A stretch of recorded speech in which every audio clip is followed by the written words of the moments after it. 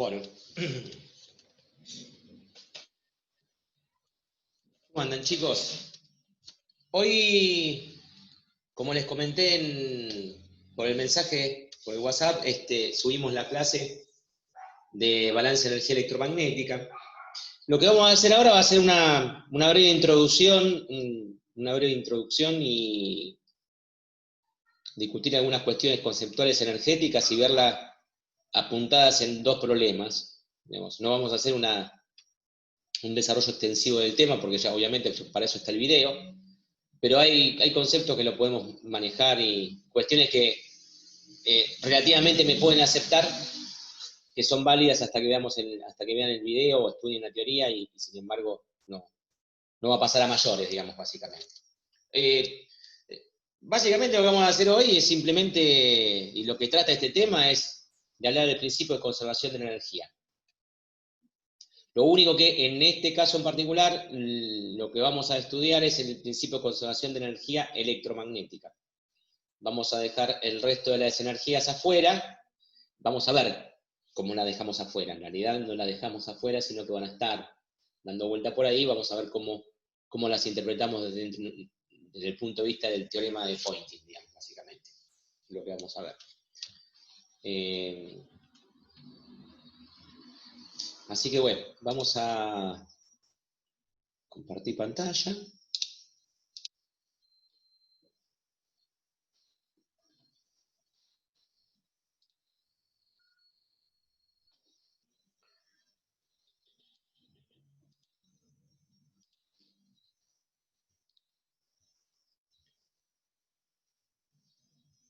Bien, ¿me avisan cuando se ve en modo presentación, chicos?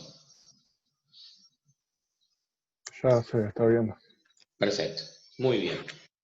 Bien, entonces, vamos a jugar un poco con algo que nosotros conocemos. Yo les hago una pregunta. Si sobre una línea recta, ¿no? Sobre una línea recta. Vamos a ver. Imagínense, yo tengo una línea recta. El lápiz en algún momento me va a querer. Si yo aplico una fuerza durante una cierta distancia. ¿Se acuerdan qué nos decía el trabajo o el teorema de las fuerzas vivas o el teorema de trabajo de energía?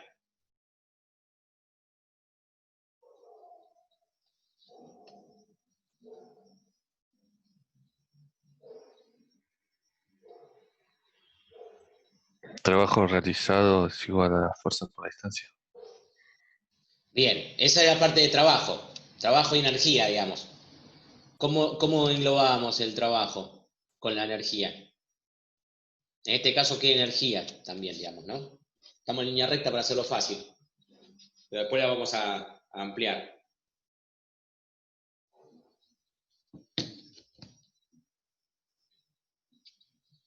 La energía es la integral de la potencia. Bien, ¿nadie se acuerda del teorema de las fuerzas vivas? ¿O el principio de conservación de la energía mecánica? La variación de la energía mecánica es igual al trabajo de las fuerzas exteriores. Sí, A la exteriores o no variación de- conservativas. La variación de la energía mecánica es igual a el trabajo de las fuerzas no conservativas. ¿Está? Acá teníamos dos cosas que nos dijeron en Física 1. ¿Se acuerdan?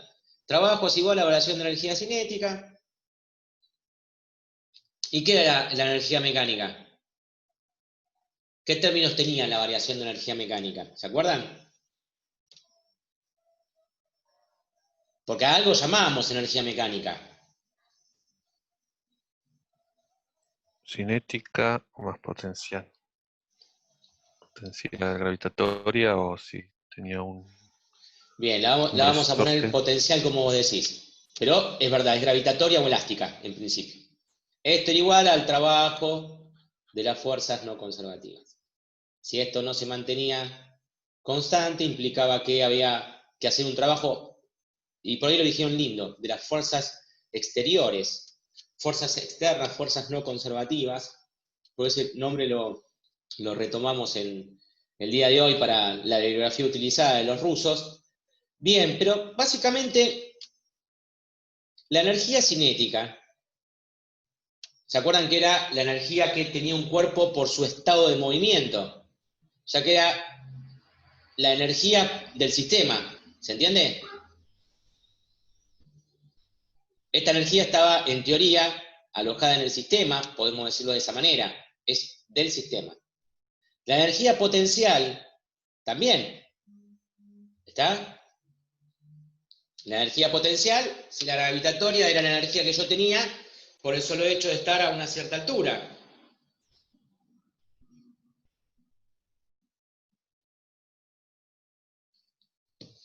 ¿Me siguen o...?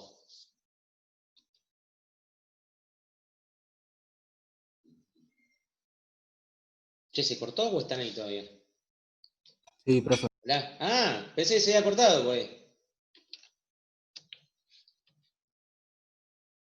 Estamos muy duros con el tema de... En fin. ¿Qué pasaba si este término me daba cero? ¿Qué decíamos?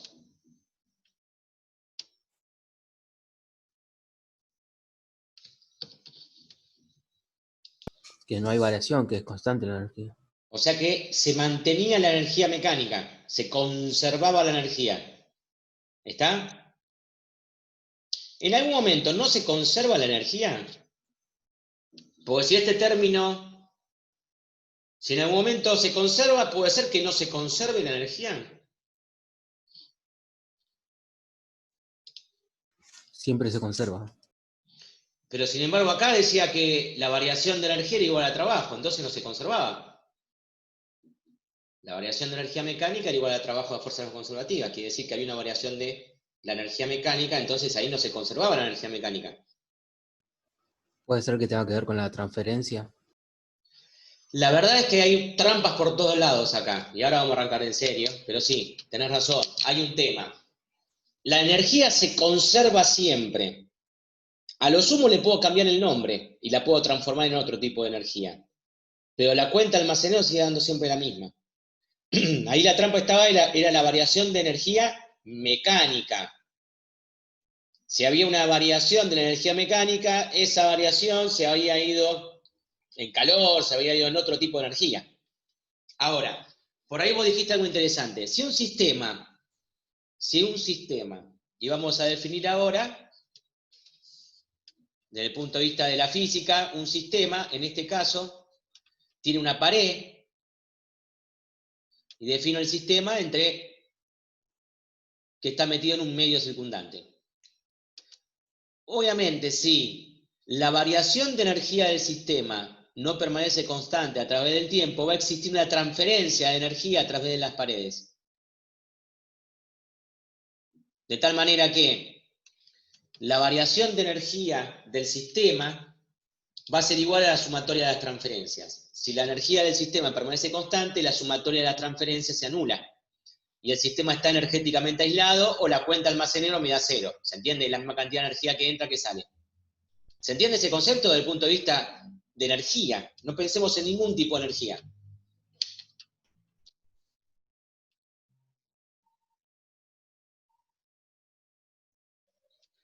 ¿Se entiende eso, chicos? Díganme que sí o que no, así podemos avanzar, porque sobre esto se basa toda la clase. Sí, profe. Entonces, un sistema no aislado energéticamente es aquel que intercambia energía contra el medio a través de lo que denominamos genéricamente transferencia. Transfiere energía hacia o desde el sistema. Un sistema aislado energéticamente no transfiere energía entre medio del sistema. ¿Se entiende? En este caso, cuando hablamos de aislado, ¿qué implica? No es aislado energéticamente. Entonces, Adiabático. ¿cómo? Adiabático. Bueno, íbamos a llegar a eso en un ratito, es el caso particular, porque ya que lo dijiste, ¿qué es lo que nombraste vos? ¿Dónde el Primer principio de la termodinámica, ¿qué decía?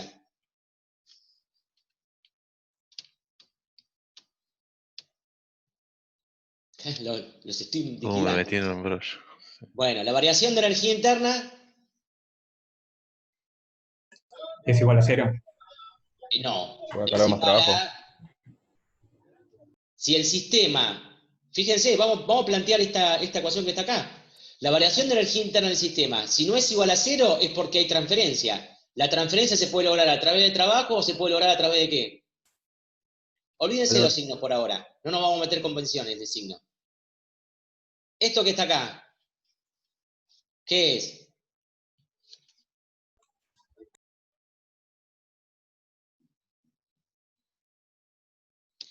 Trabajo y calor. El primer principio de la termodinámica. Sí, correcto, trabajo y calor, los términos de derecha. Son energías transferidas. Y el término de la izquierda es la contabilidad de energía que tiene el sistema, cómo va variando la energía del sistema. En este caso, la energía interna. La energía interna, definida en termodinámica como la energía asociada al estado de agitación de la molécula que tiene en cuenta la energía potencial de enlace y la energía cinética de los bla, bla, bla, bla, bla, bla. ¿Está? A eso se llama energía interna. En realidad, bueno, pero bueno, básicamente es eso. El primer principio de la termodinámica no es básicamente esto, pero con cositas de calor. La variación de energía mecánica igual al trabajo de las fuerzas no conservativas. ¿No es un pedacito de esto, pero para el caso de mecánica? Si la variación de energía mecánica estaba la variación de energía cinética y la variación de energía potencial. ¿No son energías que están en el sistema? Y de este lado no tengo transferencia. ¿Se entiende? Sí, sí. Sí.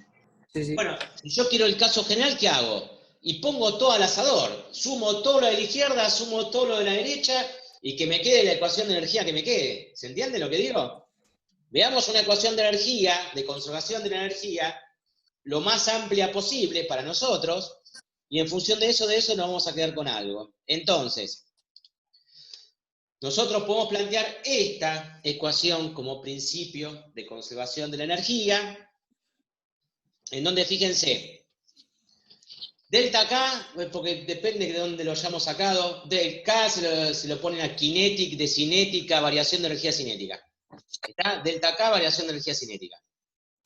Delta U, variación de energías potenciales. En este caso no es la energía interna.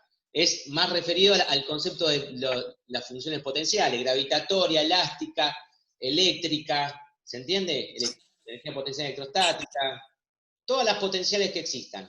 Más la variación de energía interna, y acá entendiéndose el delta de energía interna como el que vimos recién en la parte termodinámica. ¿Entiende?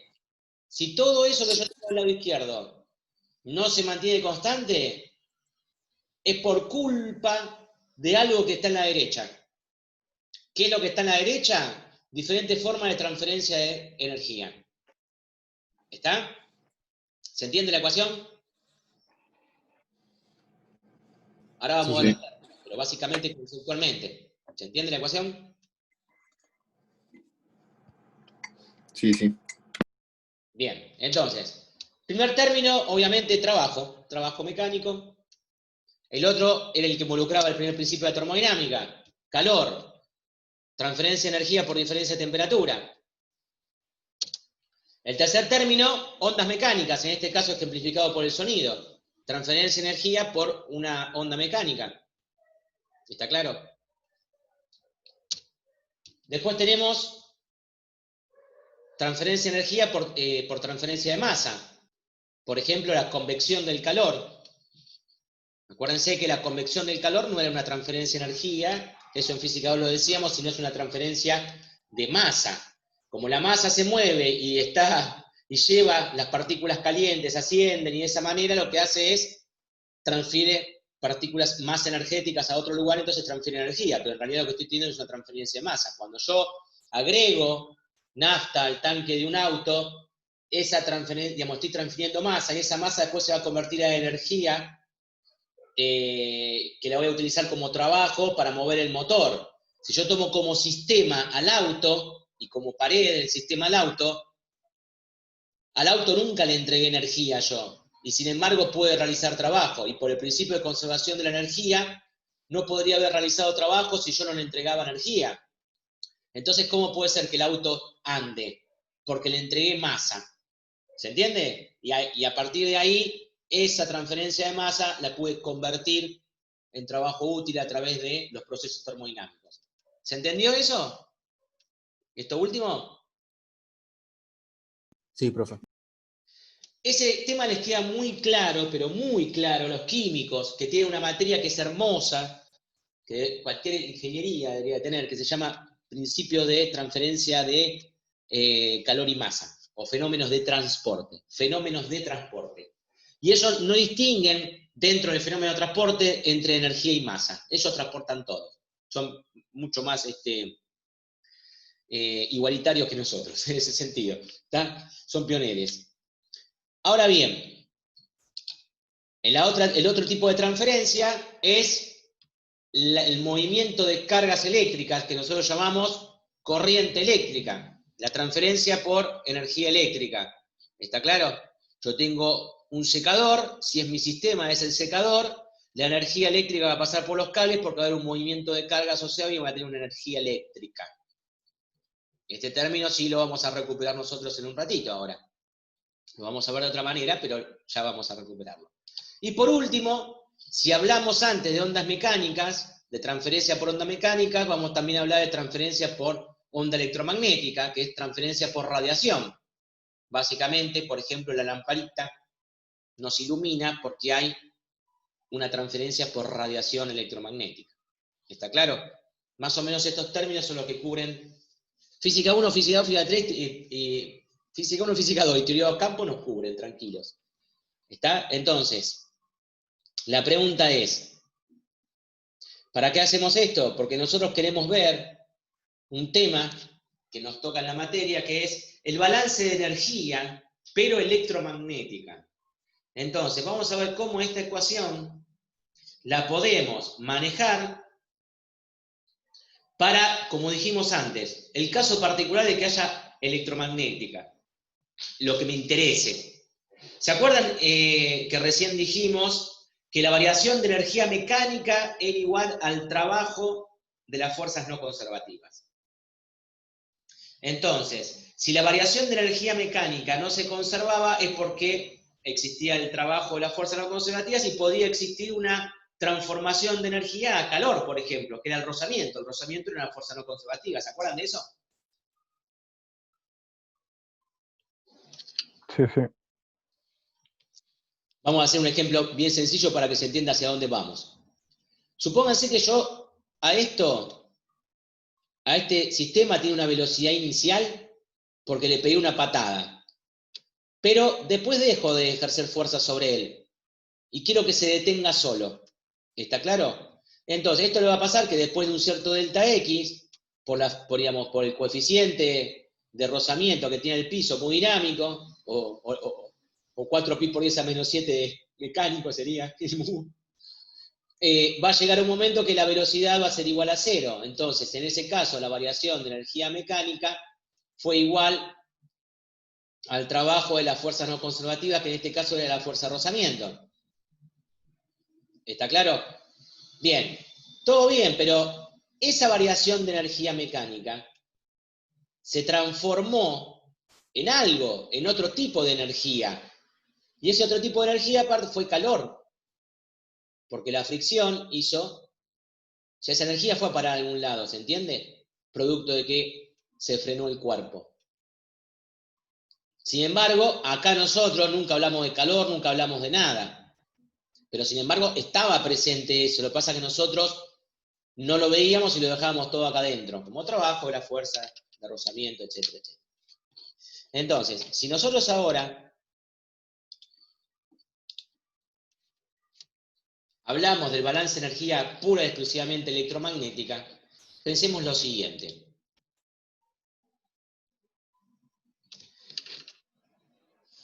Fíjense, chicos, acá tenemos el término que eran la variación de energía interna, digamos, ¿no? La acumulación de energía dentro del sistema. ¿Se entiende? Ese término está, es el mismo. En este caso lo vamos a llamar, digamos, a todo, digamos, me queda muy largo ponerlo en los paréntesis, pero en realidad es acumulación de energía electromagnética dentro del sistema. Pasa que no quería poner electromagnética cada rato, pero se entiende lo que estoy diciendo, ¿no? Que aplica lo que está, al electromagnetismo. ¿Está bien hasta ahí? Sí, sí. Bien. Después, acá está el otro término, el término de las transferencias. Este era el término de las la variación de energía del sistema. Y acá estaba el término de las transferencias. ¿Por qué me aparece un tercer y cuarto término? Sumando.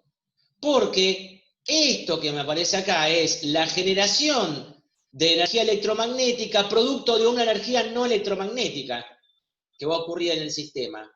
Y esto va a ser el consumo de energía electromagnética y transformación a otro tipo de energía electromagnética. ¿Qué se les ocurre que pueden ser esos últimos términos, por ejemplo?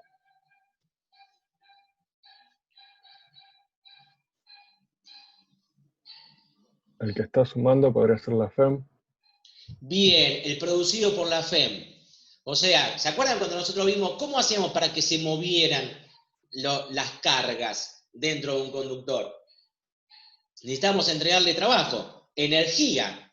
Esa energía podía ser derivada de procesos electroquímicos dentro de una pila. Esa energía electroquímica va a ser la que me va a generar el trabajo para poder mover a las cargas, que nosotros en definitiva llamamos FEM, trabajo por unidad de carga. ¿Se entiende? Y ahí está la generación de energía no electromagnética ni electromagnética. No es transferencia, no es, digamos, parte de la acumulación, no es transferencia, porque no es transferencia de energía electromagnética, porque nuestro teorema habla pura y exclusivamente de electromagnética. Si lo viéramos de otra manera, digamos, como concepto, digamos, como ecuación completa, podríamos hablar sí de un tipo de transferencia y esas cuestiones, pero en este caso no. ¿Está claro? ¿Y el último término? ¿Cuál es? Y se me ocurre Joule. Bien. Dos ejemplos quiero que me den. El más intuitivo, ¿cuál es? Y calentamiento, el calor de... Bien. I cuadrado de R, ¿no? Perfecto. Claro. Y otro.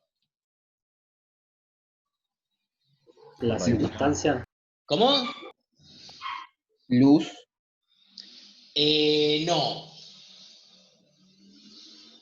Porque la luz es electromagnética. ¿Está claro? La luz es una onda electromagnética, por lo tanto no se me transformó en otro tipo, no se me consumió en otro tipo de energía.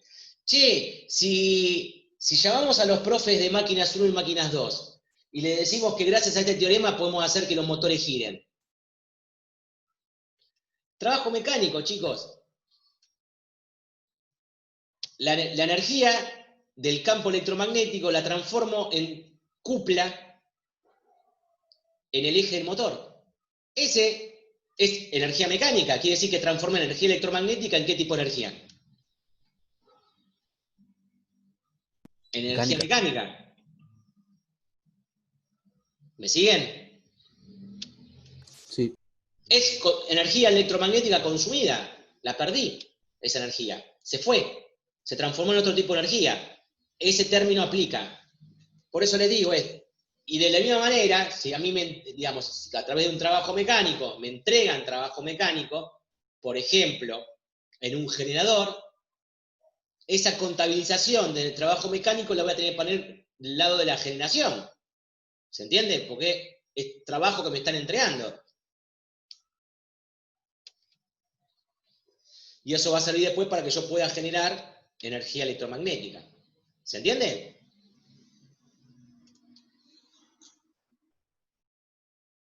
Sí, profe. Igual avancemos un poquito más. Bien. Volvamos siempre a lo seguro que es electro 1.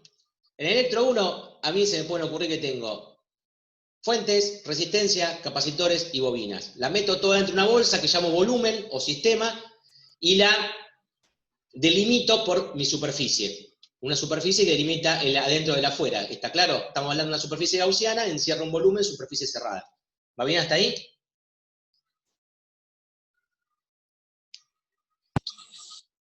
Sí. Bien. El balance de energía electromagnética es más sencillo si lo trabajamos en forma de potencia, o sea, de la tasa de variación de la energía a través del tiempo. ¿Está claro? O sea que no y normalmente se mezcla mucho, cuando uno lee libros de electromagnetismo, a veces se mezcla mucho, y hay que ser muy sutil cuando uno lo está analizando, la diferencia entre energía y potencia. Porque sabemos que es enorme la diferencia, y una es joule y otra es watt. ¿Está claro? Todo nuestro análisis lo vamos a hacer en potencia. O sea, o van a aparecer potencias o van a aparecer derivadas temporales de la energía con respecto al tiempo, valga la redundancia. ¿Está? Es válido lo mismo el principio de conservación. Entonces, esta es la ecuación de balance de potencia electromagnética, en donde tenemos 1, 2, 3, 4, 5 términos. Y obviamente eso me da igual a 0. Digo obviamente. Si eso está igualado a 0, ¿qué hice con lo que yo tengo acá arriba? Con todo esto. Lo pasé todo para un solo lado de la ecuación, ¿se entiende? Por decir algo, agarré este término y lo pasé restando. Entonces me quedó igualado ¿a cuánto? 0. ¿Se entiende? Está todo metido de un solo lado de la ecuación. Pero es lo mismo. Pero ya le estamos empezando a poner los nombres que le corresponden a cada una de las potencias que van a estar en juego y que van a estar, de alguna manera, dando respuesta a este esquema. Entonces, si mágicamente avanzo, no se asusten.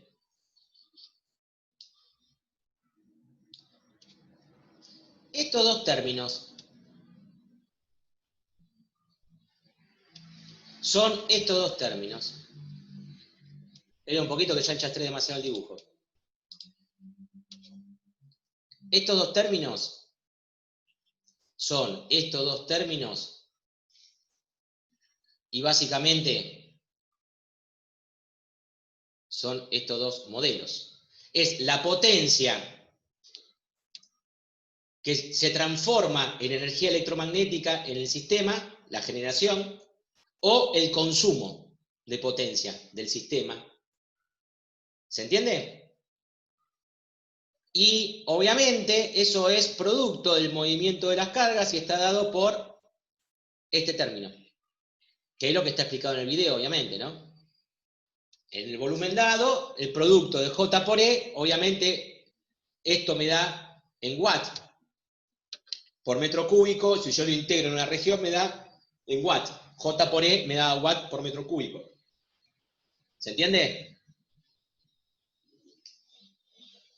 Es mi B por I, de alguna manera. ¿Va bien hasta ahí?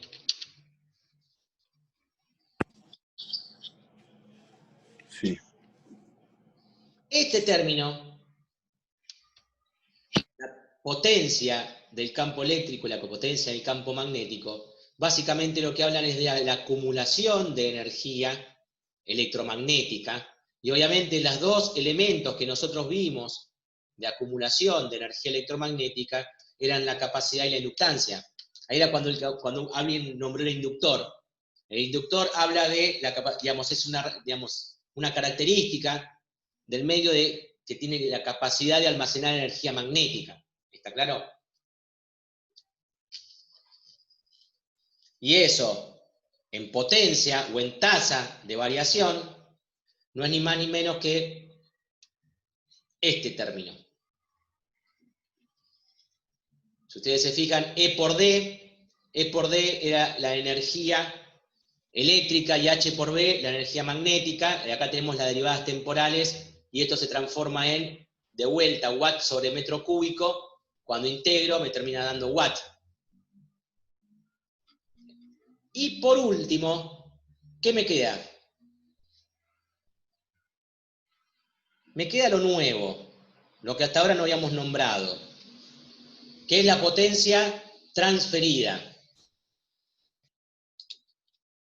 La potencia, bueno,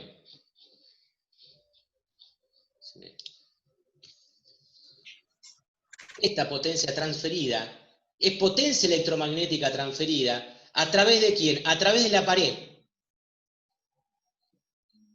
Obviamente hay un error en el video que no lo corregí, que es este. La superficie tiene que ser cerrada porque encierra un volumen para mi ecuación de balance. Este término que está acá es el término novedoso y se llama flujo de potencia o flujo del vector de Poynting. ¿Quién es el vector de Poynting? El producto vectorial E por H. El producto vectorial B por H me define un vector que es en watt por metro cuadrado y que es ni más ni menos que el vector de Poynting en honor a José Poynting, que fue el que estableció este teorema. Y es el que me va a decir que si en un sistema no está energéticamente aislado y hay energía que se escapa a través de las paredes del sistema, esa energía, ese flujo de energía, o el flujo de potencia, va a estar dado por el flujo de ese vector. Fíjense que la ecuación, no es, si ustedes ponen el campo eléctrico o el campo magnético, es la ley de Gauss. Es la ley, digamos, básicamente. ¿Se entiende matemáticamente el término este? Porque E por H me da un nuevo vector. ¿Va bien hasta acá? Sí, sí. Hay que mancharlo esto. Por ahora, digamos, esta es la parte religiosa, digamos. La parte de creerme. Después, en todo el video y la bibliografía, lo que le colgué, está la explicación paso por paso de todo esto, obviamente. Pero avancemos un cachitín más y en esto, fíjense. En definitiva, si ponemos de vuelta la ecuación, veamos lo siguiente. Yo acá lo que tengo es entonces, este término es la generación de energía electromagnética dentro de mi sistema o el consumo de energía electromagnética dentro de mi sistema, y está dado por mis elementos circuitales, que así lo podemos decir, resistencia y FEM. Luego tengo la acumulación de energía dentro del sistema, que está dado por la existencia propia del campo electromagnético y la energía asociada que tiene ese campo. Lo puedo visualizar a través de un capacitor, una bobina. Y por último, si todo eso no me da cero, significa que algo de energía se está escapando o está entrando al sistema físicamente a través de una región en el espacio. Y eso es la transferencia de energía electromagnética, y está dada por el flujo del vector de Poynting, que es... el vector de Poynting, no hay nadie, pero nadie que se ponga de acuerdo con qué letra asignarla. Al vector de Poynting lo van a ver así, al vector de Poynting lo van a ver así, al vector de Poynting lo van a ver así, al vector de Poynting lo van a ver así, al vector de Poynting lo van a ver así. No hay una letra que se hayan puesto de acuerdo, cada libro le pone una letra diferente. ¿Está claro? Pero es porque históricamente nadie se puso de acuerdo qué letra enchufarle al vector de Poynting. No No lo entró en sé ningún por qué. sistema, digamos. ¿Cómo? Unidad. No entró en ningún sistema, digamos. No te entendí, discúlpame, no te escuché. No entró en ningún sistema, digamos, para asignarle ¿Qué sé yo? No digamos, un sé. símbolo. Todo el mundo se puso de acuerdo al campo eléctrico, le pusieron E, y al campo, la intensidad del campo le pusieron H. Y la mayoría, nadie duda que H. Ahora, viste que a trabajo sí es complejo, porque trabajo a algunos le ponen L, otros le ponen W. Trabajo también hay una cuestión. Energía también, porque muchas veces energía le ponen W, muchas veces energía le ponen U. Ahí también tenemos y nosotros convivimos con eso. Está bien, es una dualidad, son dos letras que cambian, digamos. Pero básicamente con la energía también está ese problema. Con la energía y con el concepto de trabajo también. El concepto de trabajo, que en la bibliografía, no me acuerdo si alguien no me acuerdo, no sé si alguien alguna vez vio algún libro con trabajo con L, yo lo aprendí con L, el trabajo en la facultad, y venía de labor, del latín, labor, venía de ahí la letra de por qué trabajo era con L. Mientras que los anglosajones no ganaron y pusieron work, W era trabajo, work. Pero después en otros libros, W los rusos lo llaman para la energía, y el trabajo y la energía, bueno, estamos así, dando vueltas. Pero básicamente es eso. La conclusión es que el vector de Poynting no tiene, pobrecito, un nombre definido, entonces todo el mundo lo llama como se le antoja. Y nosotros, para no ser menos, también lo vamos a llamar como nos antojamos, y lo vamos a llamar P minúscula S. Y así, y la respuesta... Ahí dice también S. También S le nombran. También puede ser S. la S. Tenés razón, Ese ahí sí, está, ese S. también. Otro, vector de Poynting S. Tenés razón. Lo que hay que tener claro es qué tipo de magnitud es ese, o el vector de Poynting en realidad. ¿Qué tipo de magnitud es? Correcto. ¿Qué es el vector de Poynting? ¿Es un?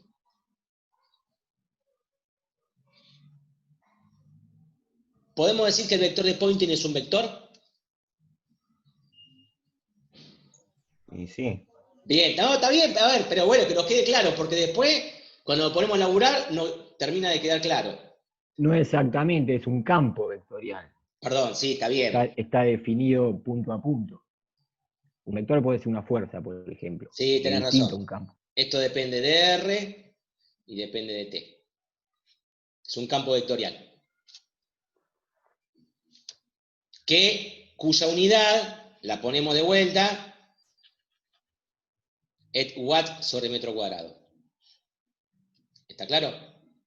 Si el flujo de este campo vectorial lo hacemos a través de una superficie, o sea, si hacemos, digamos, yo tengo el campo vectorial de Poynting y lo atravieso con una superficie genérica cualquiera, voy a saber el flujo de ese vector a través de esa superficie.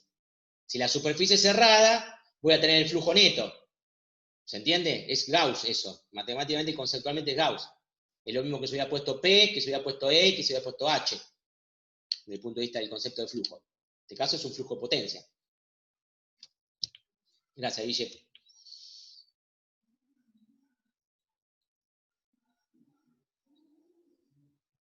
Bien. ¿Avanzamos? ¿Alguna duda, alguna pregunta, algún comentario más? Guille, algo se me haya quedado en el tintero.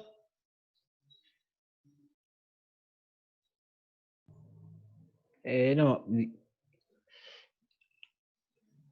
Por ahí lo que es interesante es ver que todos los términos tienen la misma unidad.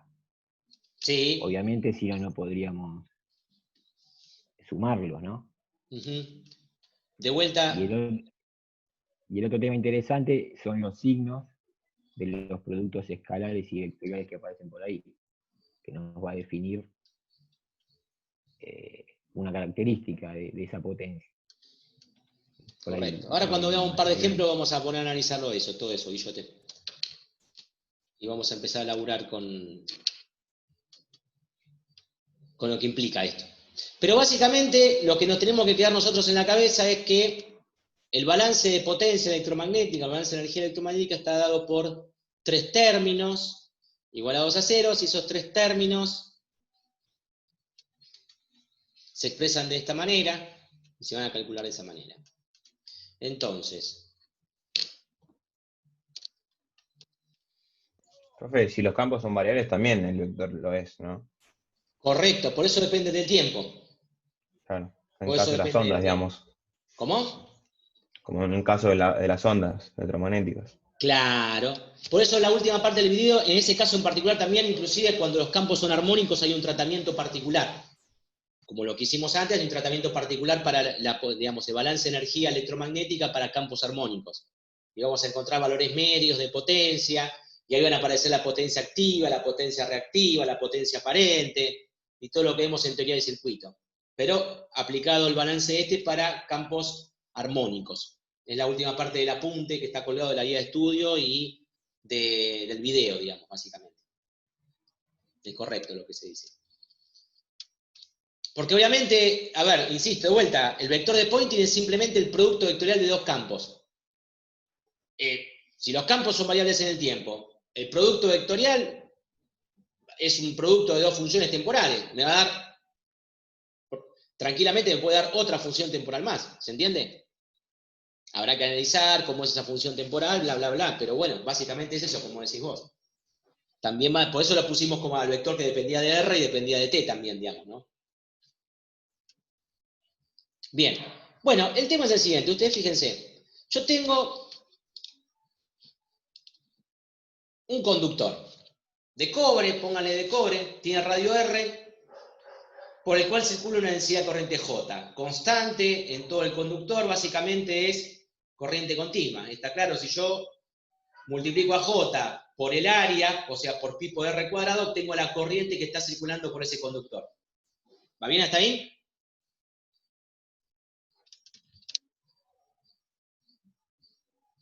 Sí. Bien. ¿Cuánto vale el campo eléctrico dentro del conductor? Vamos a analizar todo dentro del conductor. El campo eléctrico dentro del conductor, nosotros tenemos la ley de Ohm. Básicamente el campo eléctrico es J sobre sigma. ¿Se acuerdan? Sí, sí. Y obviamente, para respetar, porque es una cuestión importante respetar el tema de los ejes, lo tengo en Z, según Z. Está claro, vamos a usar coordenadas cilíndricas. Bien, ahora, si tengo J o tengo una corriente eléctrica, ¿no tengo también un campo magnético? A través de la ley de Ampère. ¿Sí o no? Sí. Bien. Y para dentro del conductor, ¿se acuerdan que variaba linealmente? Por si hacía circulaciones, que variaban su radio desde 0 hasta el radio de la pieza o del conductor, tenía una variación lineal en donde, expresada en términos de la corriente, me quedaba de esta manera el campo H, y expresado en forma de J, como la corriente es J por pi por R cuadrado, se me cancelaba con este pi por R cuadrado acá, y me quedaba directamente ρ por el módulo de J sobre 2 en U sub phi. ¿Está bien? Ya me quedaban círculos concéntricos, digamos, la línea del campo magnético. ¿Va bien hasta ahí? Sí, siempre sería perpendicular al eléctrico. Y es perpendicular al eléctrico. Siempre no, pero es perpendicular al eléctrico. En este caso sí, es correcto lo que decís. ¿Va bien? Sí. Bueno, como tenemos chiche nuevo, nuestro chiche nuevo es el vector de Poynting. Entonces calculémoslo. ¿Qué es el vector de Poynting? El vector de Poynting es el producto vectorial entre I y H. Entonces fíjense, en coordenadas cilíndricas, yo tengo que el campo eléctrico solamente tiene componente ¿en dónde? En Z, y que el campo magnético solo tiene componente en phi. ¿No es cierto? ¿Me siguen hasta ahí? Sí. Bien. Recordemos que mi sistema es este trozo de conductor. ¿Está claro? Que tiene un radio y que no lo aclaré, pero no quiero eso. Y que tiene una cierta longitud, L. ¿Va bien? Entonces, fíjense, el resultado del vector de Poynting, que básicamente es en U sub ρ, 0 por 0 menos, y me queda este producto cruzado, fíjense, tengo un signo menos. Dentro de este material, es donde yo estoy analizando, fíjense, si yo tuviera que dibujar el vector de Poynting o el campo vectorial de Poynting, ¿cómo lo dibujarían según este resultado que me dio acá?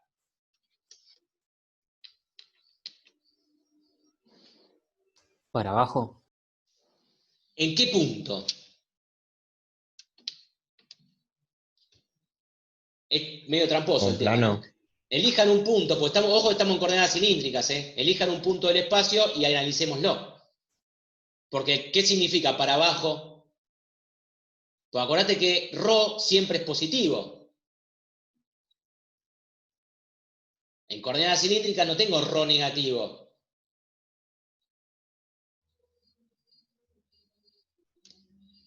¿Se ubican todos, digamos, en coordenada cilíndrica, lo que estamos hablando? Sí, sí, claro. Z, y yo tengo ρ. Tengo ρ. Tengo Claro, ρ. distancia. Lo único que va a cambiar, ¿quién es? Phi.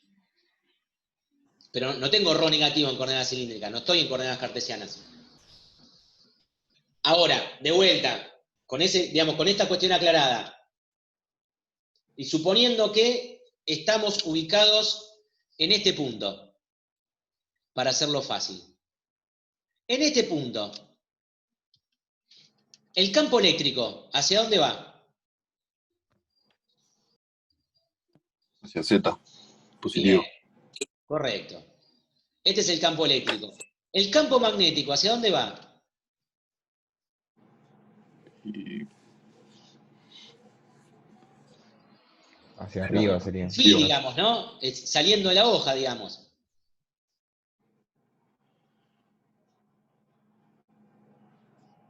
Si yo hago el producto vectorial entre E y H, es lo que me va a determinar la dirección de quién.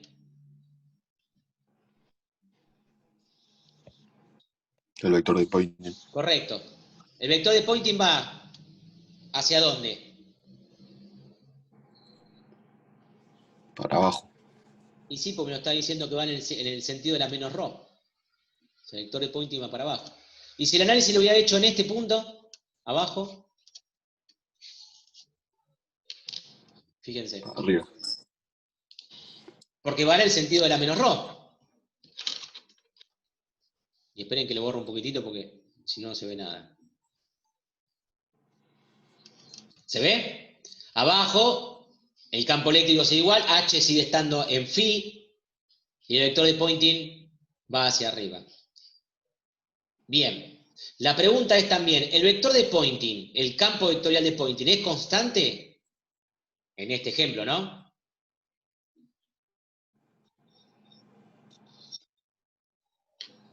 Depende de J. J es constante, ¿eh? Entonces constante. Bien, ¿y ρ? ¿Qué es ρ? La distancia del eje. Es una coordenada. Sí. O sea que Poynting es constante. No, depende de la coordenada ρ. Bien. ¿Cuánto vale en el eje? 0. ¿Y dónde se ubica el valor máximo del vector de Poynting? Y en la En el periferia contorno. del vector. Quiere decir que si yo veo esto de frente, ¿va bien? Si yo lo veo de frente, voy a ver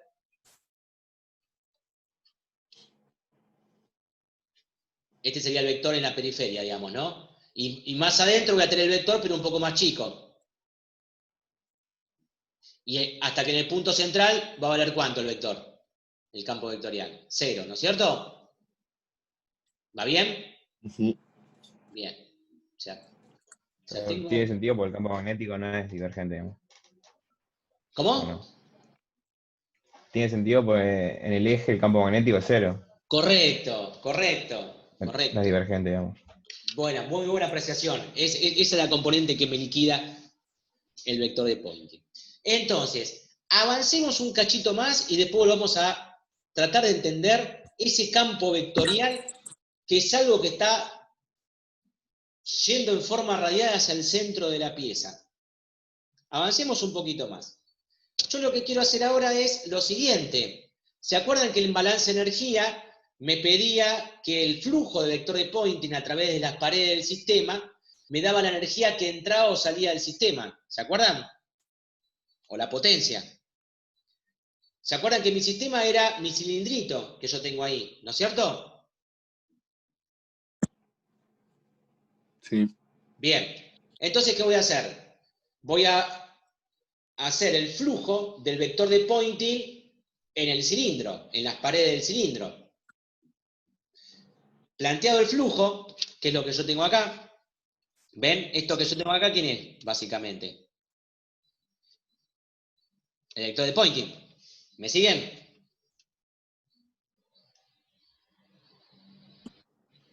Sí, sí. ¿Sí o no? ¿Por qué se elimina el ρ? Ah, porque me lo olvidé. Y lo agregué a última hora y me olvidé agregarlo acá. No me cerraban los números cuando hice la... Y me lo olvidé, gracias. Ahora vas a ver qué va a aparecer, porque lo puse en todos lados menos acá, que me lo había olvidado. Gracias. Así que así no se entiende un pito esto, che, Leo. Es para confundirlo nada más, che. Disculpen. Bien, ahí tenemos entonces, ¿y el 2 por qué es un vector? La otra pregunta sería esa, yo preguntaría también, ¿por qué el 2 es un vector? Estoy ciego, no veo nada. Bien, bueno, a ver, más allá del chiste. Yo acá una integral cerrada la puedo dividir en 3 integrales abiertas y puedo hacer la superficie laterales, las 2 tapas, y después puedo hacer esta superficie, ¿no es cierto, gente? Ya estamos hablando de matemática a esta altura. Pero el vector de Poynting es paralelo a esta superficie, o sea que el flujo a través de esta, ¿cuánto va a valer? El flujo a través de esta. 0. Perfecto. O sea que solo va a haber flujo, que no sé cuánto es, pero solo va a haber un producto escalar decente en esta parte. Entonces, voy a poner todo en sus coordenadas, voy a armar el diferencial de superficie para esa integral, digamos, para calcular esa área. Y entonces, fíjense, coordenadas cilíndricas, yo voy a tener un largo L, entonces es el desarrollo de un cilindro. Yo voy a tener, que es el producto escalar entre Poynting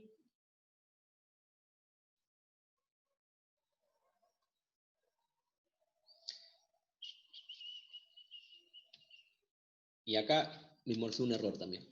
Fíjense, yo tengo que el producto escalar entre Poynting y el diferencial de S. ¿El diferencial de S apunta hacia afuera o hacia adentro? Hacia afuera. Bien, este es mi diferencial de S, ¿no es cierto? ¿Y el vector de Poynting apunta hacia dónde? Hacia adentro. Sí. ¿No? Por lo tanto, el coseno de esto, ¿cuánto es? ¿Coseno de cuánto? 180. Bien. Porque como yo ya tenía un menos adelante, esto No. es más, disculpen. No. Ahí falta el RO también, ¿no? Y no, es interesante porque Ahí fíjense una desaparece. cosa. Acá ya mi ρ es constante y vale R, que es el Claro. radio del cilindro. Está bien. ¿Está? Entonces yo tendría el R, que sería el ρ del radio del cilindro, y después tengo el R, que sería, digamos, de armar el coeficiente métrico de la... Coeficiente métrico, los coeficientes de la integral. Acuérdense que el diferencial de superficie va a ser diferencial de Z por R diferencial de phi. ¿Va bien? Este es el diferencial de S. Obviamente, ¿en quién? En un roversor. Entonces, el diferencial de Z lo puse acá, el R diferencial de phi lo puse acá, y el R, el ρ transformado en R, porque es constante ya, porque estamos solamente integrando en la superficie a R constante, lo traje acá. Entonces, este R con R me quedó en el R cuadrado. ¿Se entendió? Sí, perfecto. Bien, y obviamente integro entre 0 y L para Z, porque es el ancho, el largo del cilindrito, y entre 0 y 2pi, porque es toda la revolución de digamos, la chapa del lateral del cilindro, digamos, ¿no? La superficie lateral. ¿Va bien hasta acá? Sí, sí. Bueno, si Ese resolvemos una R integral... cuadrado Sí, escucho. sería una constante. Ese R cuadrado es una constante, lo podríamos hacer por el lado Claro, de es una J. constante. Es una constante. Por lo tanto, la integral de diferencial de Z me va a quedar Z. Y la integral de diferencial de phi me va a quedar phi. Diferencial de Z evaluado entre L y 0 me va a quedar L. Y diferencial de phi evaluado entre 2pi y 0 me va a quedar 2pi. O sea que todo eso me termina dando 2pi L R cuadrado. 2pi L R, digamos. Que básicamente, como decían ustedes, si el R este lo dejaba afuera, el resultado de esas dos integrales es esto. ¿Qué es lo que me tenía que agregar? El perímetro de la circunferencia por la altura del cilindro. O sea, ¿para qué nos vamos a meter en matemática? Bueno, porque es lindo meterse en matemática y hacer las cosas en forma decente. Pero en definitiva ya sabíamos cuál era el el área de la chapa, de la sección lateral de un cilindro, 2πrl. Lo que pasa es que me aparece el cuadrado por la R que traía de antes. Entonces, en definitiva, reemplazando, me queda eso. 2πr cuadrado L más... ¿Va bien hasta ahí? Sí, sí. El tema que esto sigue sin decirme mucho, son un montón de letras. Y yo lo que podía hacer con el J,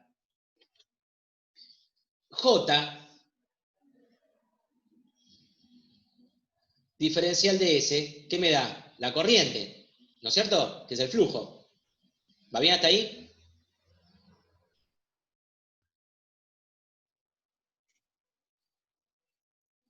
Sí, sí.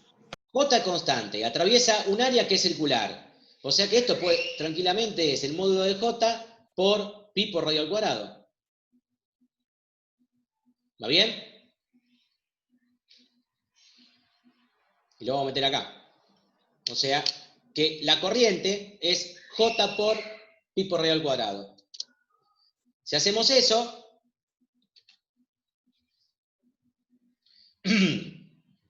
me va a quedar que J es I al cuadrado y va a quedar pi, pi por radio al cuadrado, o sea que es pi al cuadrado R cuarta, porque está al cuadrado J. ¿Se entiende?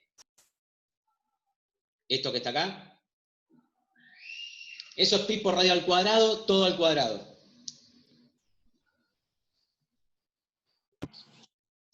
¿Va bien? Sí, sí.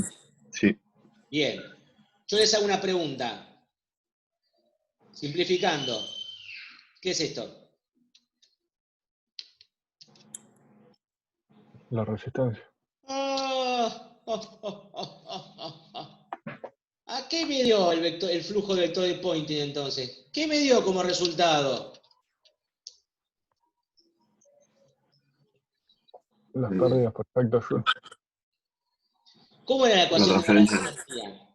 P más la derivada de la energía electromagnética con respecto al tiempo más el flujo vector de Poynting. Igual a 0. ¿Está claro? Como los campos no varían a través del tiempo, ni E ni H, no tengo variación de la energía electromagnética. Esto es 0. Y me queda que el material, que es P, que es básicamente J por E, diferencial de volumen, es igual a menos...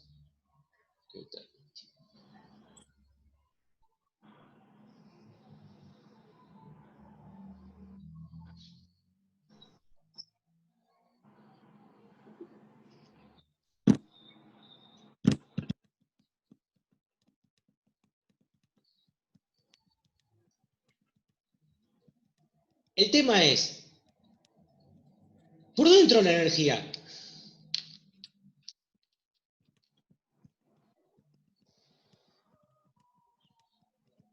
¿Por dónde entraron las, digamos, dónde está la energía para que aparezcan para que yo después la pueda transformar en pérdidas? Está medio rara la cosa, ¿no?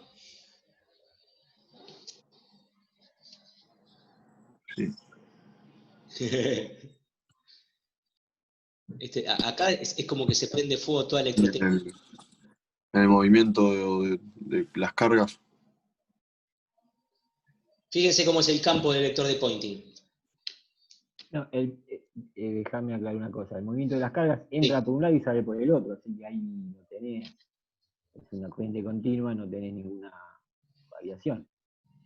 Acá Tengo cargas que están entrando por acá y continua. cargas eléctricas negativas que están saliendo por acá. ¿Está? Si aplico, digamos, ¿El choque no genera energía? ¿El choque ¿Cómo? de las cargas? ¿El choque de las cargas no genera calor, digamos? Y cuadrado R, claro. Claro, por eso. Que la Creo que a transforma eso se en otro refería tipo de Santi. energía. Ahora. Perdón, Guille, yo te interrumpí, seguí. No, era aclarar eso nomás. Ahora viene. Bien. No sé quién estaba hablando con el tema del choque. Yo, profe. No veo carita ni yo, no me acuerdo quién es yo. Yo, Nico. Nico, esto que yo tengo acá es lo que vos te estás refiriendo. Ahora, para que esto ocurra, hay que darle esa energía al sistema. Y yo te estoy diciendo, yo calculé esa energía que le di al sistema a través de las paredes. ¿Se entiende la sutil diferencia a donde nos estamos metiendo? Vos me estás dando, o me estás diciendo, que esa potencia que yo tengo ahí, la estoy transformando en potencia, en calor, digamos, básicamente, ¿no? Y Claro. yo te estoy diciendo, bueno, por el principio de conservación de energía, si vos ahí estás perdiendo potencia electromagnética, por algún lado tiene que entrar, o generarse o entrar. En este caso no se está generando potencia electromagnética porque no tengo una fuente en mi sistema. Es un conductor, es un cilindrito de cobre. ¿Y por dónde miércoles está la energía? ¿Por dónde entra la energía? Y acá hay Por la algo que... interacción de los campos. Es IH. Correcto. Pero está entrando por las paredes laterales. El movimiento de la energía no es equivalente al movimiento de las cargas, ni obviamente el concepto de circulación de corriente. Corriente y movimiento de energía no tienen nada que ver. Y lo vamos a volver a ver en el ejemplo que sigue, para que quede más claro todavía el tema. Pero fíjense ustedes que yo tengo un vector o un campo vectorial que me da una idea de la densidad de energía que estoy teniendo, y esa energía es radial. ¿Se entiende lo que digo? Mientras que el movimiento de carga es axial.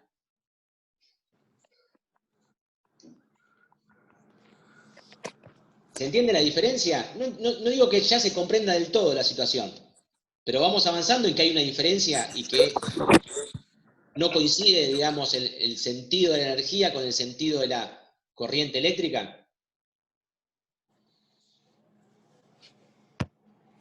Sí, la energía es a través de las paredes y el corriente eléctrica sería en dirección del conductor. Eso. Sí, sí. Y si me permiten y me dan una licencia de 15 minutos, con el próximo ejemplo va a quedar más que claro, con una muy buena reflexión con el concepto y la diferencia entre corriente y energía. Y donde a la energía o sea, ustedes saben que nosotros decimos que a la corriente eléctrica le gusta ir por el lugar donde tiene menor resistencia. Eso es algo que aprendimos toda la vida y que nos sirve para decir, bueno, si tengo una resistencia más chica y una resistencia más grande en paralelo, el camino que va a elegir la corriente es el camino de menor resistencia. ¿Está claro eso? Sí. Bien. ¿Cuál es el camino que va a elegir la energía? Y aguántenme para responder esa pregunta 15 minutos. ¿Se entiende? Quédense con esa pregunta. ¿Cuál es el mejor camino para la energía? Y aguánteme un cachito. ¿Podemos avanzar o queda alguna? Seguro que quedan muchas dudas sobre esto, pero quiero que esta duda existencial, la que estamos hablando, quede, porque la vamos a reforzar en el próximo problema. Más allá de eso, otra cuestión que haya quedado con el desarrollo, ¿quedó alguna duda con respecto a eso?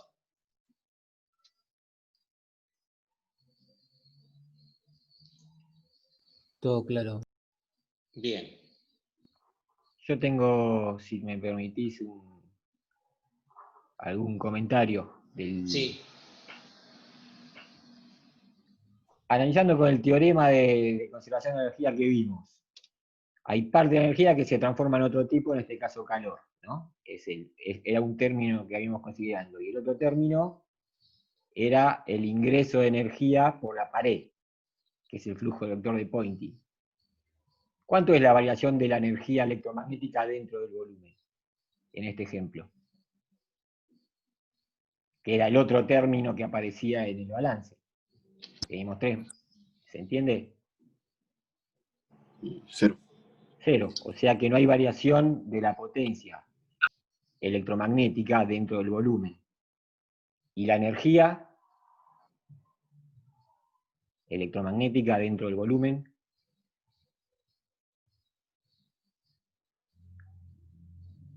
Se mantiene constante. Se mantiene constante, no es que sea cero, porque se acuerdan que los términos de energía era E por B sobre 2 más E por D sobre 2, digamos. Como hay H y hay E, hay energía, pero se mantiene constante. O sea que cuando la potencia electromagnética es cero, la energía se mantiene constante, que es la conservación. Eso era. Y esa Entonces, energía, la cuenta de almacenero, lo que entra se transforma todo en calor, porque no hay acumulación de energía dentro del volumen, en este caso. Sí, ¿qué decías? no, que esa energía Sí, que está ahí constante, si sí. por ejemplo deja de circular la corriente, va a ser... Y habrá que analizar el transitorio y ver cómo varía el transitorio. ¿Vos estás hablando en el transitorio, puede ser, o pasando directamente a cero? No, sí, el transitorio, la energía que se acumula Claro, ahí en y el habrá que transitorio. analizar el transitorio, tendrás que ver cómo es la ley de variación de J, ¿no? Como cualquier transitorio, con J vas a calcular el campo eléctrico, en el campo eléctrico vas a calcular un campo magnético, y ahí si encima los campos eléctricos y magnéticos son variables en el tiempo, se pueden llegar a realimentar entre sí, nos metemos en un lindo lugar. Pero sí, ahí va a haber, digamos, algo le va a pasar y va a entrar en juego, que creo que es lo que vos planteabas, digamos. Va a ser parte de la ecuación, digamos, porque ahí va a variar la energía con respecto al tiempo.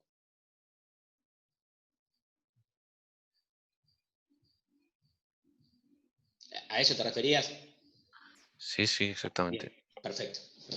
Bueno, avancemos entonces. Fíjense.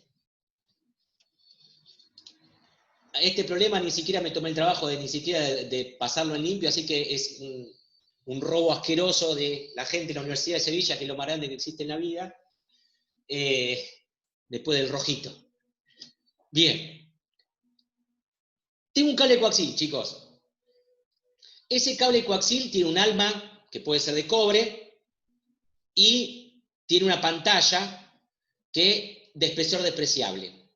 Se conecta una fuente de FEN, una constante, de corriente continua, positivo el alma y negativo, el polo negativo a tierra y en la pantalla. Obviamente va a aparecer una circulación de corriente eléctrica, pero esa circulación de corriente eléctrica vamos a despreciar la conductividad, vamos a despreciar la resistencia de los conductores y vamos a hacer que no sea tenida en cuenta la resistencia de los conductores. ¿Está claro? Como modelo del problema.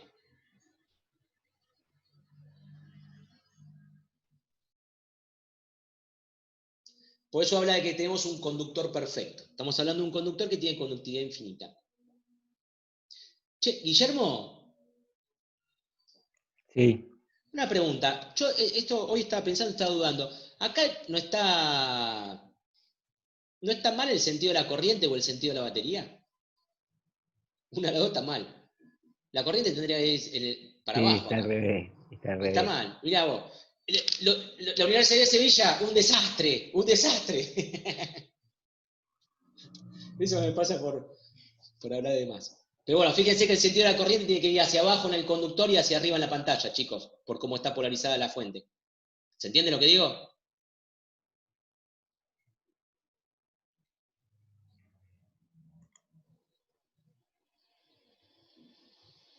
Sí. Bien. Bueno, el cilindro también, como antes, le vamos a dar una altura de H, y va a tener radios. El radio interno va a ser A y el radio externo va a ser B. Entonces nos pide, punto número 1 que no se nota, halle los campos eléctrico y magnético en todas las regiones del espacio. O sea, dentro del conductor, del alma, el conductor interno, en el espacio dieléctrico entre ambos conductores y en la pantalla. Punto número 2, calcule la densidad de energía eléctrica y magnética por unidad de volumen, así como la energía total almacenada en una porción de longitud h del cable coaxial, y después nos dice calculemos pointing. Ya después eso lo... Pero bueno, básicamente no lo vamos a poner a hacer el problema de cero, pero básicamente, ustedes fíjense, si nosotros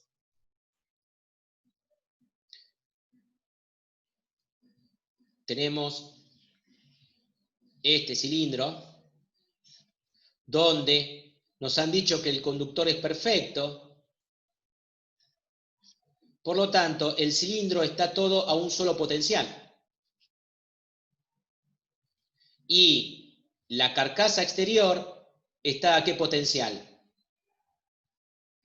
0. ¿Va bien? Quiere decir que si yo defino para entre 0 y A, entre A y B y entre, bueno, mayor que B sería, para los ρ mayores que B. Voy a tener que acá, entre 0 para los valores menores que A, el potencial va a valer B0. Para los valores mayores que B, como está puesto a tierra, el potencial ya se anula. Y en el medio tengo que resolver qué ecuación. ¿Se acuerdan? La ecuación de Laplace en coordenadas cilíndricas, que básicamente, esto ya lo hicimos como 500 veces, este es el resultado de la distribución de potencial en un capacitor cilíndrico. ¿Se acuerdan de eso? Básicamente.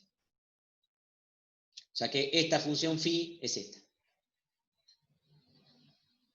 Y que obviamente por la cuestión de simetría va a depender solamente del radio. ¿Va bien hasta acá? Ya, bueno, no vamos a perder tiempo en hacer todo el desarrollo de esto, pero básicamente lo importante es entender la solución. ¿Se entiende la solución?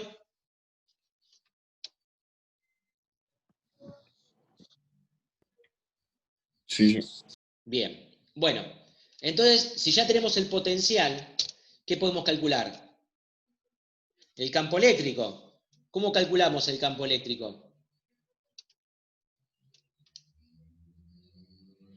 El gradiente. Bien. Como el gradiente del potencial.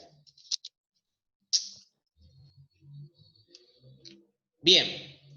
Obviamente, en el conductor perfecto, el campo eléctrico ¿cuánto vale? 0. Y después está puesto a tierra en la chapa, y por fuera entonces el campo eléctrico también vale 0. Y el campo en el interior del dieléctrico varía como 1 sobre ρ. ¿Va bien hasta ahí?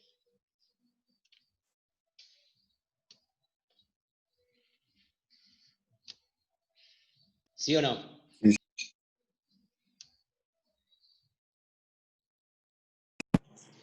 sí, Leo. Bien. Entonces, fíjense, yo hago un corte de esto y pongo ρ igual a A y ρ igual a B.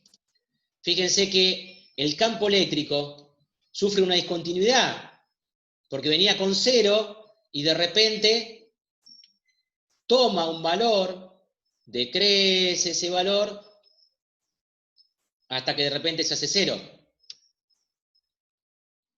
¿Qué hay en las caras, en las superficies, tanto del conductor interno como en la chapa externa? ¿Qué se generaron? Ya que está, repasamos esto. Densidad de carga. Correcto, densidad superficial de carga interna y densidad superficial de carga externa. ¿Está? Aparte creo porque está escrito abajo, ¿no? La puta madre, lo dejé puesto. Bueno, ¿saben leer, che? ¿Se entiende? Más allá del chiste, ¿se entiende? Sí, sí. Bien, avancemos. Campo magnético. ¿Cómo calculamos el campo magnético? Es un cilindro, simetría cilíndrica. Básicamente de esta manera.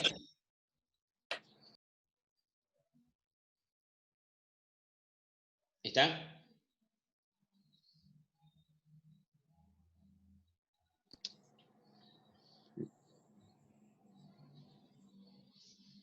Entonces, nos vamos a quedar con el campo en el espacio entre el conductor, acá, para radio A y radio B, el campo decrece. Y obviamente, como acá yo encierro toda la corriente y afuera encierro toda la corriente, yendo para un lado como I0 y para el otro lado como menos I0, el campo magnético externo vale 0 por ley de Ampère. ¿Se entiende eso?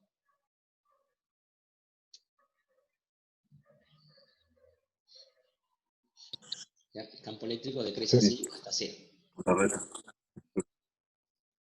Y el máximo ocurre en la superficie del conductor.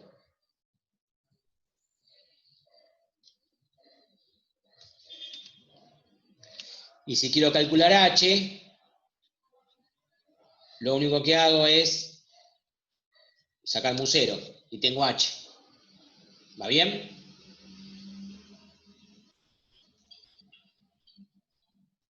¿Sí o no, chicos?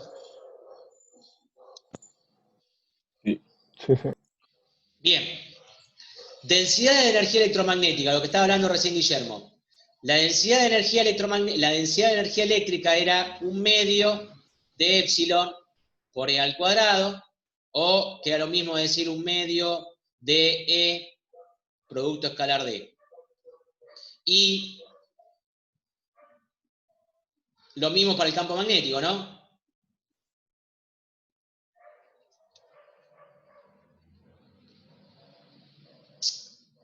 Perdón.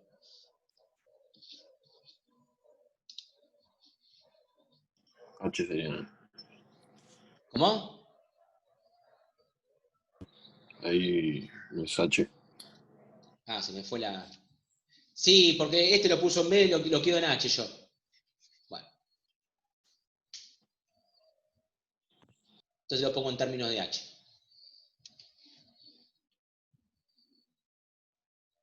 Bueno, si hago, digamos, tengo el campo eléctrico, tengo el campo magnético, lo reemplazo y obtengo la densidad de energía eléctrica y magnética para cualquier punto dentro del dieléctrico.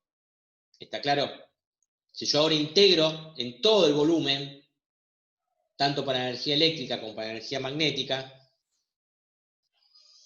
acá me va a quedar el término de energía eléctrica completo y acá me va a quedar el término de energía magnética. Integrados, fíjense, ¿qué es esto? La energía eléctrica, ¿no es cierto? Y esto es la energía magnética. ¿Va bien hasta acá? A ver, hay que hacer las cuentas, pero básicamente que si me van siguiendo el razonamiento.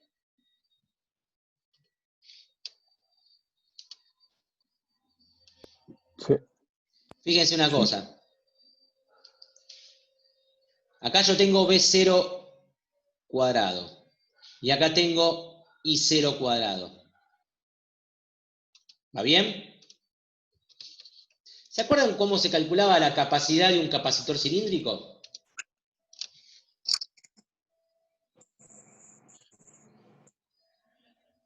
Se los resuelvo yo. Esa es la capacidad de un capacitor cilíndrico. Y esta es la inductancia de, de dos conductores concéntricos. Si ustedes esto lo meten acá adentro y esto lo meten acá adentro, fíjense que le termina quedando. ¿La conocen esa ecuación? ¿Ven? Es la energía electromagnética en términos de capacidad y en términos de inductancia. Y obviamente estamos en corriente continua y obviamente estamos calculando energía. Por eso tenemos, que es lo que decía Guillermo antes, no es potencia. Pues si a esto si a esto le hacemos la variación temporal va a dar 0, porque es todo constante. ¿Se entiende eso? ¿Va bien hasta acá? Sí. Bien.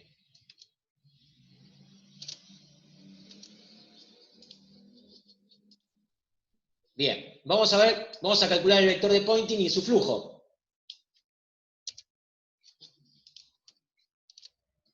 Bien, vector de Poynting era el producto vectorial de E por H.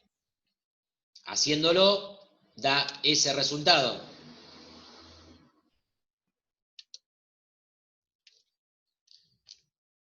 Fíjense en qué eje me da el vector de Poynting. ¿En qué eje da el campo? En Z. ¿Qué me está diciendo eso? Que la energía está entrando por las caras ¿Está entrando por abajo? y saliendo por arriba. Bien. ¿Y se queda algo en el medio?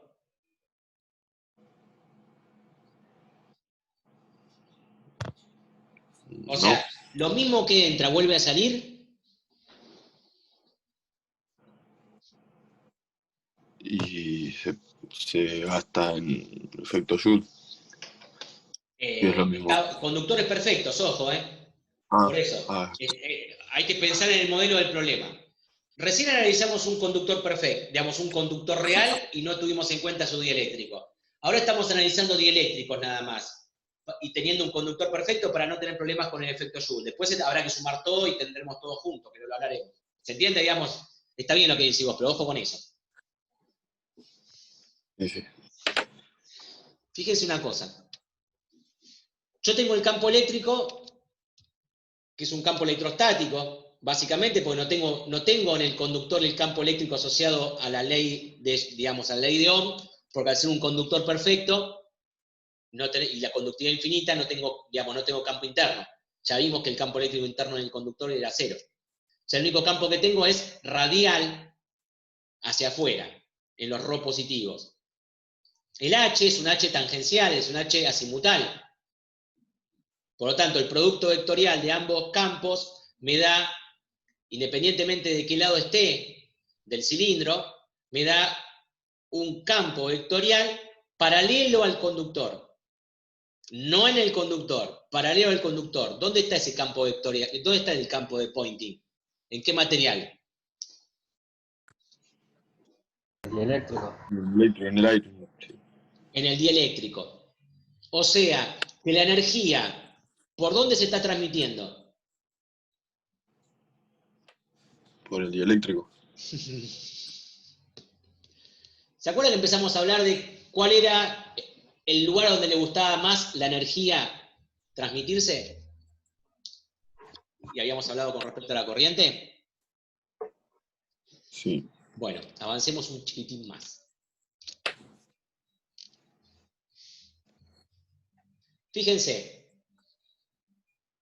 vamos a calcular el flujo del vector a través de alguna de las dos tapas, o de la tapa de abajo o de la tapa de arriba. ¿Está claro? Entonces, si yo calculo esta integral que yo planteé acá, básicamente sería esta superficie. ¿Va bien?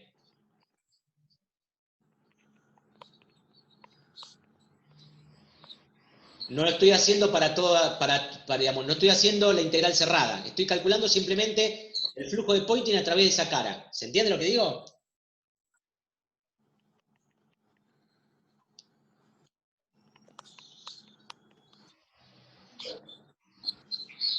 ¿Sí, gente? Sí. Bueno, si hacemos esa integral, adivinen cuánto da como resultado.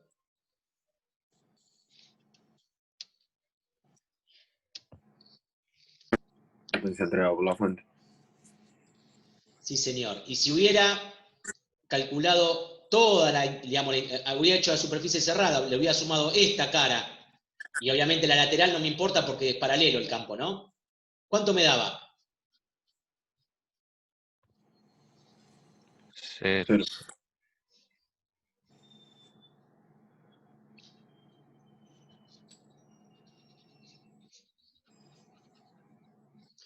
Quiere decir entonces que, ¿qué conclusiones podemos sacar de esto? Primero, que no haya, de vuelta, que no hay acumulación de energía o de potencia, no hay acumulación no hay acumulación de energía dentro de el volumen determinado. ¿Está claro? Toda la energía o toda la potencia que entra al sistema vuelve a salir. ¿Se entiende eso como conclusión?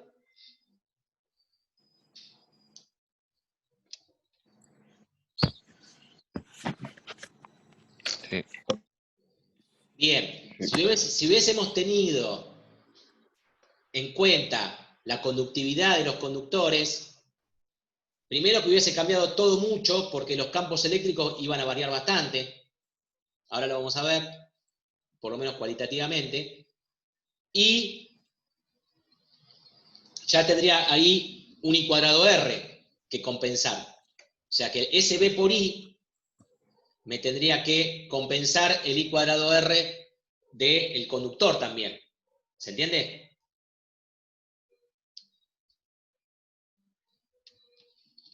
Y eso obviamente lo haría variando su corriente. Si yo fijo el potencial, si yo tengo en cuenta el I cuadrado R, de la única manera que lo voy a poder hacer si yo dejo fijo el potencial es que la corriente iba a disminuir. Porque iba a estar limitando la circulación de corriente. Entonces, vamos con una conclusión antes de hablar de lo que acabo de decir recién. Los metales son buenos conductores de la corriente, pero no buenos conductores de la energía. Los metales conducen la corriente, pero el espacio que los rodea es el que conduce la energía. Y el mejor conductor de la energía es el vacío.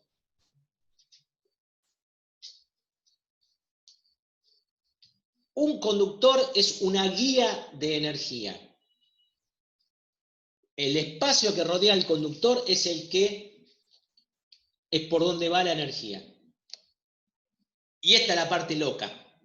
No es loca, pero es antiintuitiva por cómo nosotros venimos trayendo en la carrera los conceptos desde el punto de vista circuital y no de campos. ¿Se entiende, chicos?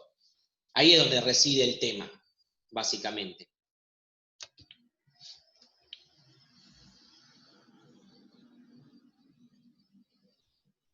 No sé si, antes de tener en cuenta la conductividad finita del conductor, Guille, no sé si querés comentar algo más con respecto a esto, algo que me haya olvidado, que me haya quedado afuera. No, está bien. Bien. Creo que con así todo. Entonces, fíjense una cosa, chicos. ¿Alguna pregunta, gente, hasta acá?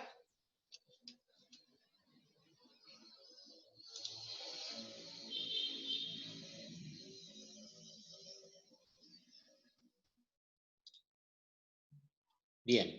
Si yo en este circuito tengo circulación de corriente y tengo una conductividad que es distinta de infinito, voy a tener un campo eléctrico, ¿sí o no?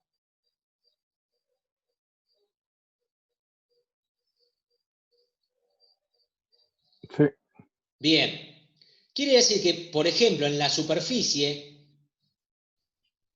yo voy a tener un campo eléctrico tangencial y voy a tener el campo electrostático normal. ¿Me siguen? Quiere decir que el campo eléctrico en realidad, y esto, ¿se acuerdan que lo habíamos visto en su momento?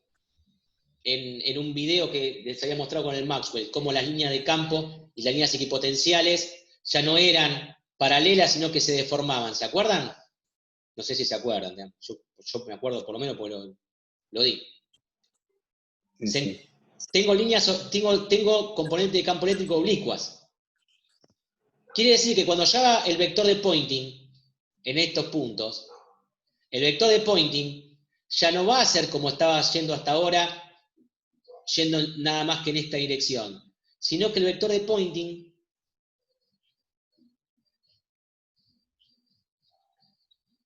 lo que va a pasar es que va a entrar en la superficie, va a entrar en forma oblicua. ¿Se entiende lo que digo?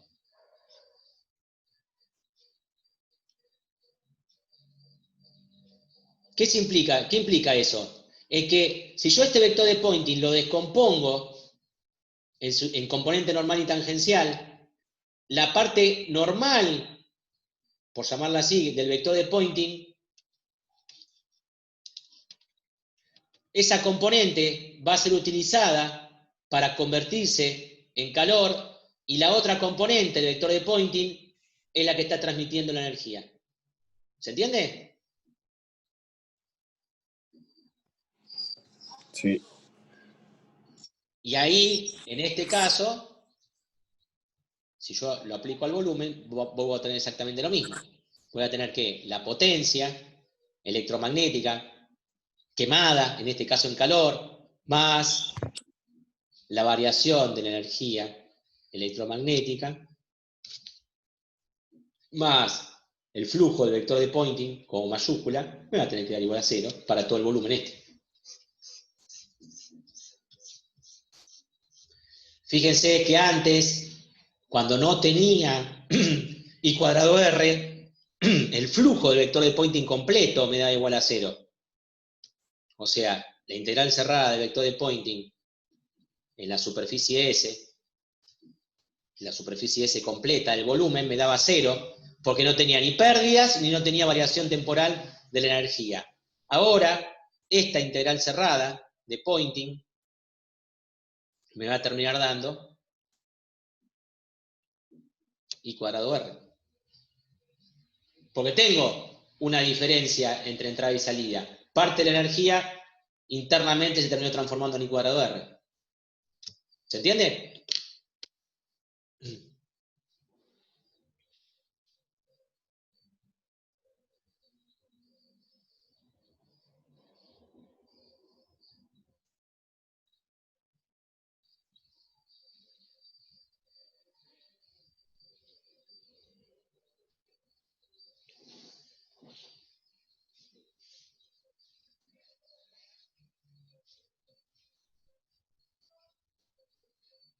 Hola, ¿están ahí todavía? Sí, sí. Ah, perdón. Bien. ¿Se entendió entonces? Fíjense, la energía es guiada por los conductores, pero la energía se transfiere en el dieléctrico. Una línea de alta tensión transporta la energía en el dieléctrico circundante. Para ello, para su propio funcionamiento es necesario que circule corriente por la línea de alta tensión y que haya un potencial y todo lo que nosotros sabemos circuitalmente, pero la energía es guiada por el conductor metálico y va alrededor circundante a los conductores. Parte de ese Poynting entra en forma oblicua en la superficie de los conductores porque los conductores tienen I cuadrado R. No son exclusivamente paralelos a la línea, sino que tienen una inclinación, cercanos a la línea tienen una inclinación.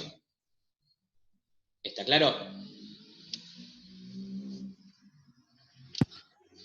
Una última cuestión, para que nos quede totalmente claro esto. Vamos a hacer lo siguiente. Vamos a agregar una... Profe, Sí. en ese caso, ¿se puede, por ejemplo, olvidarse del campo eléctrico producido por la diferencia de tensiones en el dieléctrico y usar el campo eléctrico en el conductor para calcular el vector de Poynting horizontal, digamos, y hacer lo mismo para el vertical y sumarlos y obtener el oblicuo? ¿Eso se puede hacer? Si el medio es lineal, se puede hacer, no hay ningún inconveniente. Porque se admite la superposición de los campos. Sí, correcto. Fíjense este ejemplo burdo, digamos, ¿no?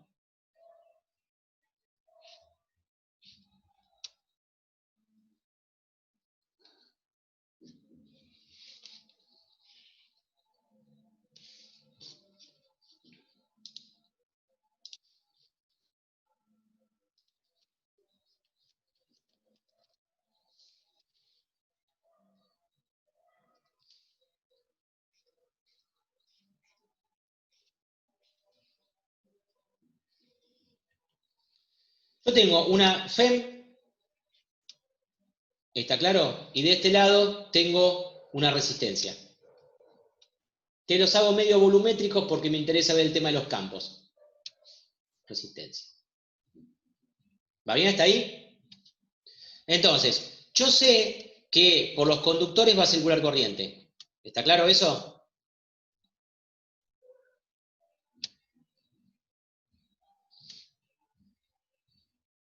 ¿Alguien que me diga sí, por favor, así me da la pauta para poder avanzar?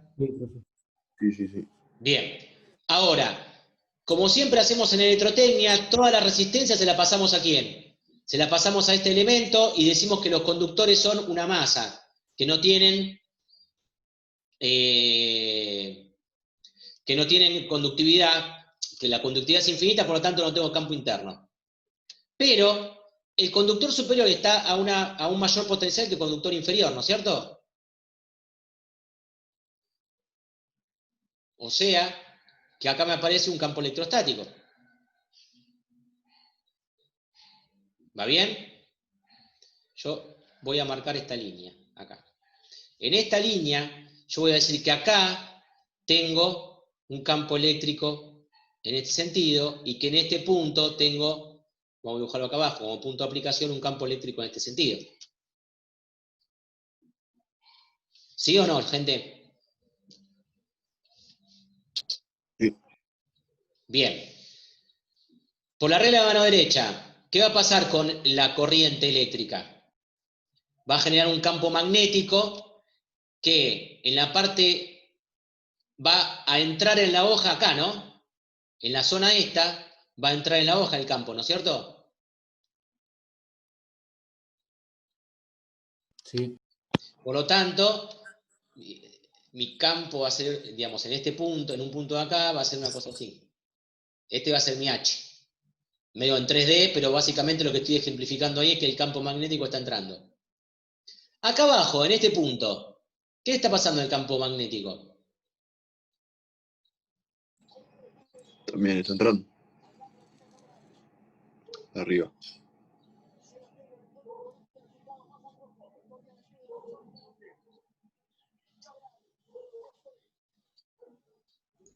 Pero está en oposición en realidad.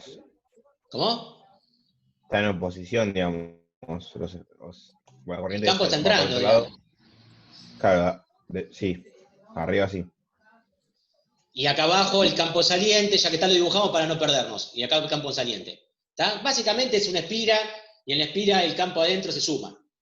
La pregunta es, en toda esta línea que yo dibujé acá, si yo en cada uno de estos puntos dibujo E y H, E y H, E y H, en cada uno de estos puntos dibujo E y H, básicamente más allá de los valores que puedan tomar, depende del modelo que tomes, digamos, pero básicamente tienen la misma dirección y sentido los campos eléctricos y magnéticos, ¿entiende? Sí. Si yo hago el producto vectorial de eso,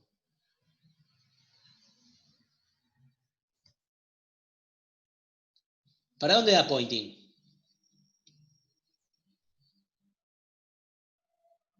Para la derecha. Correcto. Tanto en la cercanía del conductor de arriba como en la cercanía del conductor de abajo, es evidente que la transferencia de potencia va desde la fuente hacia ¿quién? Hacia la resistencia. Sí. Y no tiene nada que ver con respecto a la corriente, porque por un lado está entrando la corriente, por otro lado la corriente está saliendo. Y obviamente se está transfiriendo, la corriente está guiando esa energía. El conductor está guiando la energía. Y obviamente cuando lleguemos a la resistencia, le va a entrar perpendicular a la circulación de corriente. ¿Se entiende?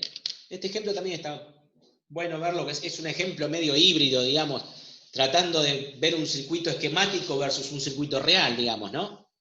Pero básicamente fíjense que esto de alguna manera viene a mostrar de vuelta lo que hicimos recién en el coaxil, de que la energía o la potencia realmente se está transfiriendo de la fuente hacia la carga, independientemente de que haya corriente que vaya y que venga. ¿Se entiende? Sí. Espectacular. ¿Alguna duda o pregunta?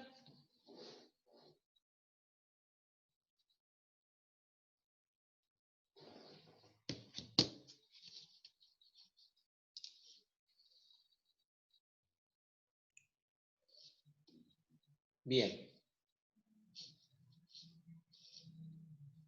Bueno, básicamente queríamos mostrarle a modo de introducción, obviamente es un poco desprolija y tampoco queríamos hacer tanto hincapié en la parte teórica porque eso lo tienen para verlo tranquilos y obviamente después que vean la parte teórica pueden volver a este video y es como que la cosa se va a ver un poco más clara. Pero el balance de energía electromagnética es un tema bastante interesante, como todos los temas que venimos viendo, no puedo hacer distinción con respecto a eso, pero bueno, trae conceptos que a veces chocan contra lo que uno pensaba, digamos, pero que si se lo puede analizar después termina siendo algo razonable. Lo que nos faltó ver es un ejemplo de balance de energía para campos armónicos, pero no valía la pena porque vale la pena primero ponerse a estudiar, que eso lo vamos a dejar para la semana que viene. La semana que viene haremos otros ejemplos de balance de energía electromagnética. Mañana va a estar colgada la actividad, creo que es 18 o 19, que van a ser 2 o 3 problemas de balance de energía. Esta actividad también se va a desarrollar con problemas, y para que se pongan a trabajar ustedes. Pero eso todavía no lo tengo terminado, lo voy a terminar mañana a la mañana.